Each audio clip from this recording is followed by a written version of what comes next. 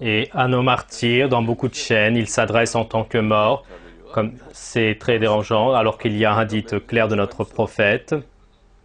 Sous les décombres, les personnes qui meurent sous les décombres sont des martyrs, c'est clair.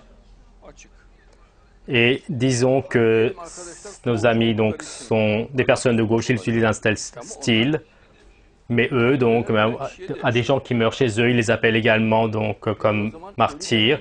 Et donc alors quelle est la signification de les appeler comme morts? Non, ils ne sont pas morts, ce sont des martyrs. Et tous, ils font leur prière, ce sont des croyants comme de la lumière. Et Dieu le Très-Haut, donc de cette vie difficile, les a pris dans son paradis. Voici le fait. Et c'est dû au fait de la miséricorde de Dieu, si Dieu le veut.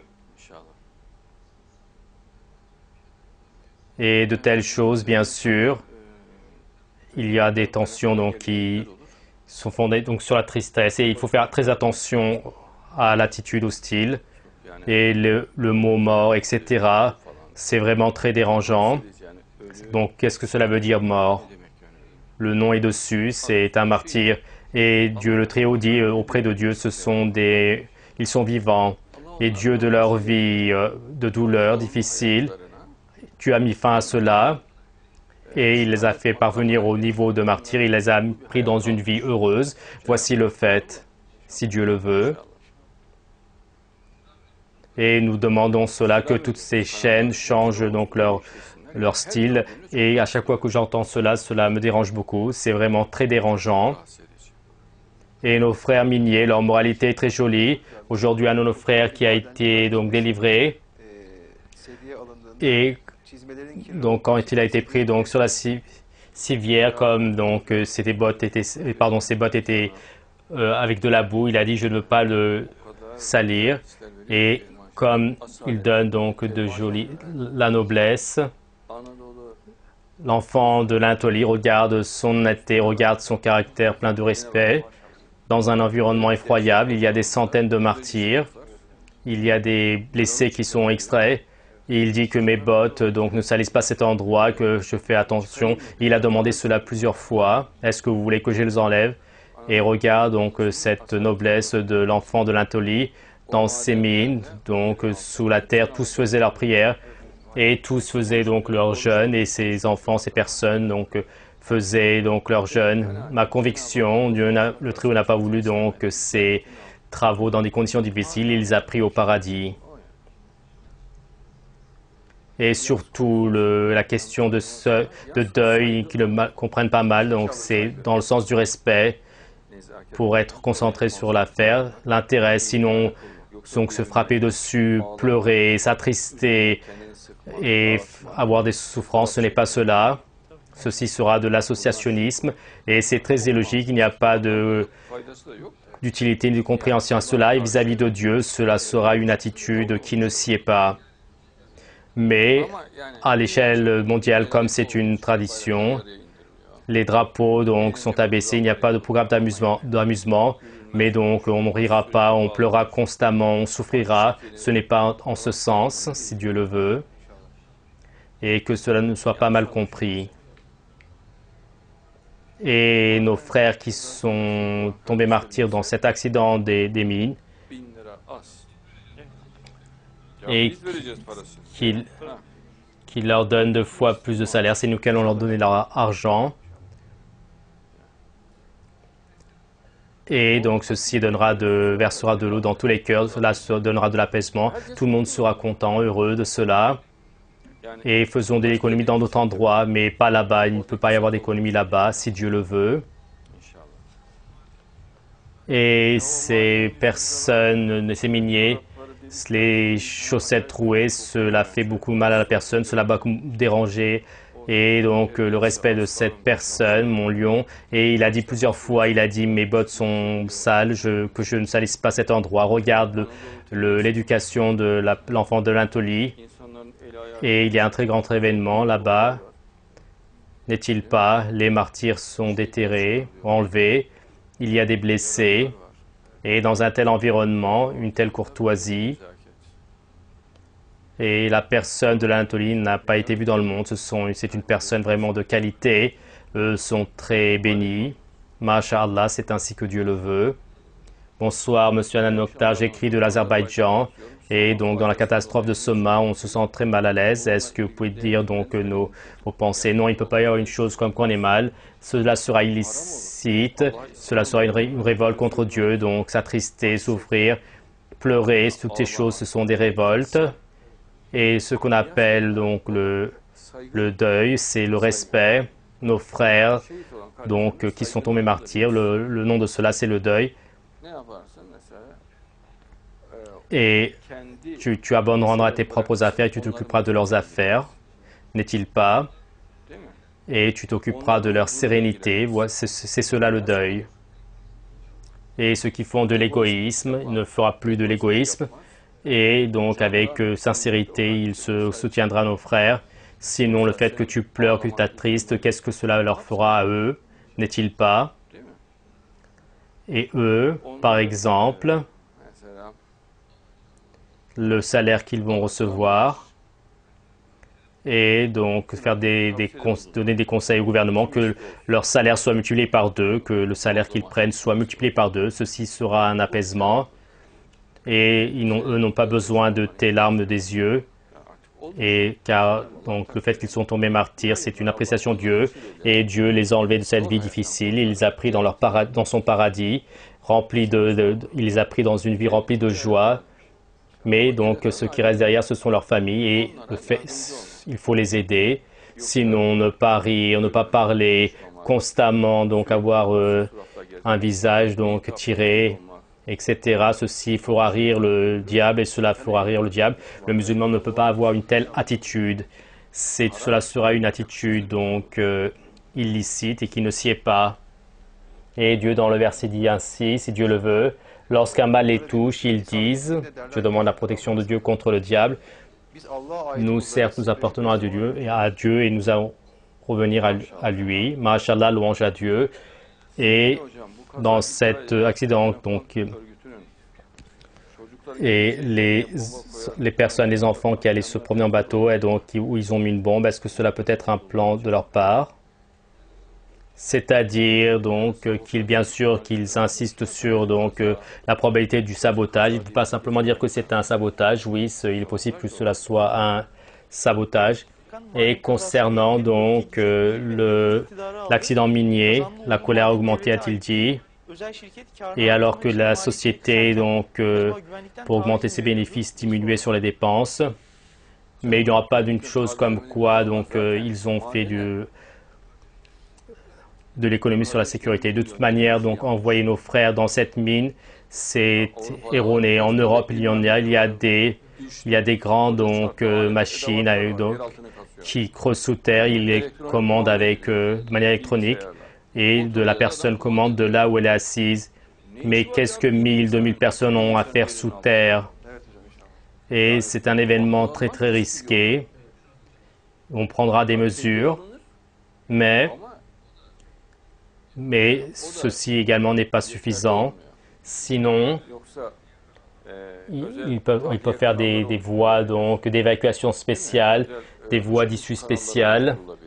Par exemple, partout, cela peut être fait, tous les 100 mètres ou les 50 mètres, ils peuvent faire donc des voies d'évacuation, des voies de sortie.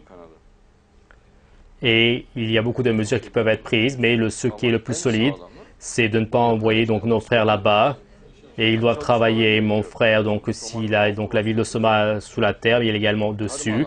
Dans le domaine de l'agriculture, cela peut être donc dans l'agriculture et nos frères peuvent prendre un poste partout. C'est vraiment très facile. En tant qu'agriculteur, en tant qu'employé agricole, ils peuvent officier. Et peut-être que la première année, ils manqueront d'expérience, mais la deuxième année, ils obtiendront un résultat magnifique si Dieu le veut. Oui, je vous écoute. Et dans le syndicat donc, allemand des ressources minières, et que dans la Turquie, donc, les sécurités dans le secteur minier sont en retrait. Mais même si on prend des mesures, c'est une affaire très dangereuse. Le charbon, ce qu'on appelle le charbon, c'est imbriqué avec le gaz. Il y a tout type de gaz qui se forment sous la terre. Des gaz explosifs et des gaz qui empoisonnent. De toute manière, le charbon est quelque chose qui est propice à brûler. et le gaz est propice à exploser, c'est extrêmement dangereux. Et les appareils utilisés, les appareils électriques, et on ressent que tout peut se produire, il peut y avoir des effondrements soudains, et est-ce qu'on peut donc faire confiance au fait d'être sous terre? Et absolument, avec une télécommande électronique, il faut utiliser des appareils robotiques. Voici la solution. Et à mes vies, la plus belle attitude à adopter, à prendre, c'est qu'à eux, leur donner une bonne vie, leurs enfants, leur procurer une belle vie, et ne pas les encourager à la tristesse, ne pas les encourager au deuil. Et là-bas, donc, ne pas amener donc un environnement de tension, car là-bas, il y a des enfants, il y a des femmes enceintes, il y a des jeunes filles, il y a des personnes âgées. Une personne âgée mourra de tristesse si tu l'encourages à la tristesse. La femme enceinte, donc, fera tomber son bébé. Et un tel encouragement sera très, très erroné. Et sous le nom de deuil, et il n'y a pas de signification à faire vivre un deuxième mal, une deuxième souffrance. Il ne peut pas y avoir de souffrance sur souffrance. Et ce qu'on entend par seuil, c'est que nos frères là-bas, il faut les soutenir, leur témoigner de la compassion, du respect, et le fait qu'ils sont précieux, leur faire ressentir cela, et leur montrer qu'on leur donne beaucoup de valeur, et les protéger et les soutenir comme notre propre frère. C'est voici le deuil. Sinon, les personnes âgées là-bas, jour et nuit, les faire pleurer, et ce n'est pas donc être une cause pour leur mort. N'est-il pas les femmes enceintes les faire pleurer et faire tomber leurs enfants, et ce n'est pas faire vivre l'effroi aux petits-enfants, et à eux, donc, avec un style qui ne leur fait pas sentir donc, cette souffrance, avec le style du Coran, en leur expliquant la joie du paradis. Il faut les attirer vers cet état d'esprit heureux. Et par exemple, là-bas, avec un camion, qu'ils envoient de la nourriture, car toutes mes vies sont pauvres. Regardez, donc l'un n'avait pas de chaussettes à ses pieds et ses chaussettes étaient trouées. Toutes sont ainsi mes vies, la plupart, que l'État leur envoie de la nourriture dès aujourd'hui. Et envoyons-leur donc des camions de fruits, que leur maison s'apaise. S'il y a des manques chez eux, corrigeons cela. Par exemple, s'ils ont des problèmes d'éclairage, donc corrigeons cela. S'il y a des réparations à faire, faisons faire cela avec la main de l'État. C'est nous qui allons donner l'argent pour cela. Et peu importe ce que cela coûte, faisons-le. S'ils ont des malades, faisons-les soigner, n'est-il pas? Et n'ajoutons pas souffrance sur souffrance. Et donc ton père est tombé martyr, maintenant ils disent alors faisons le deuil. Non, cela n'ira pas. Et il faut bien souligner la signification du deuil, si Dieu le veut. Donc le deuil, cela se fera ainsi. Et dans leur maison, on enverra des camions de fruits et de nourriture, de la nourriture toute prête, n'est-il pas? Dans la maison du martyr, c'est une tradition, on emmènera de la nourriture. Quand j'étais petit, c'était ainsi. Donc quand quelqu'un mourait, on leur emmenait de la nourriture. Il n'avait aucun besoin, donc abondamment. À chaque maison, abondamment, de manière suffisante, de la nourriture prête. Envoyons-leur cela. Les malades, avec minutie dans les hôpitaux, faisons-les soigner et enlevons de dessus eux ce type de souffrance. Et ceci les apaisera. Sinon, tous ensemble pleurons, souffrons. De toute manière, ils sont dans une situation difficile. Et ajouter souffrance sur souffrance. Et ceci sera une attitude non conforme au Coran, à l'islam. Et comme vous l'avez déterminé, ils ont des aides.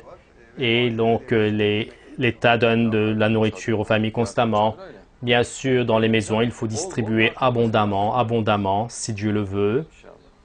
Et tout de suite, que leur salaire, il leur donne, donc 2 fois leur salaire, n'est-il pas? Tout c'est tout. Et tout ce qui les gêne, donc qui les opprime, enlevons tout cela. Ils sont tombés martyrs, ceci est un honneur. Et même dans le sud-est de la Turquie, nos frères tombés martyrs, on a pris une précaution, on a pris des mesures. Quand Dieu veut donc, des martyrs, il les prend. Si ce n'est pas là-bas, il les prend ailleurs. d'une manière ou d'une autre, Dieu prend les martyrs. Car c'est écrit dans le verset, ils attendent les autres martyrs. Cela veut dire que les martyrs, il y a constamment des martyrs, ceci est la loi de Dieu. Que Dieu à nos martyrs au paradis leur accorde toutes les beautés et que Dieu, donc d'une vie pleine de souffrances et dans une vie joyeuse, riche, pleine de bénédictions, les a pris dans une vie éternelle. Dieu le Très-Haut les a pris dans cette vie. Et en un moment, donc, tous sont passés au paradis, si Dieu le veut. Et donc, en un clin d'œil, si Dieu le veut. Que Dieu, à leur famille, ne fasse pas souffrir leur famille. Et que Dieu, donc, ne faisons pas vivre cette tension encore plus à ces familles. Dispersons cette tension et que là-bas, il y a une abondance qui vienne et descendons une sérénité là-bas. Et réjouissons chaque famille, qu'il soit dans la joie et qu'il y ait à la fois l'aide de l'État et de plus. Il y a différentes institutions, organismes pour aider et que nos frères donc les fassent vivre. Et mes vies donc sont dans l'obligation de travailler sous terre à eux, donc donnant de jolis moyens, en particulier à leurs enfants et leurs habits, leur santé, leur éducation. Ceci est très important et que l'État, concernant cela, avec une planification minutieuse et en prenant des résultats rapides, notre cœur s'apaisera. Cela va être encore mieux si Dieu le veut.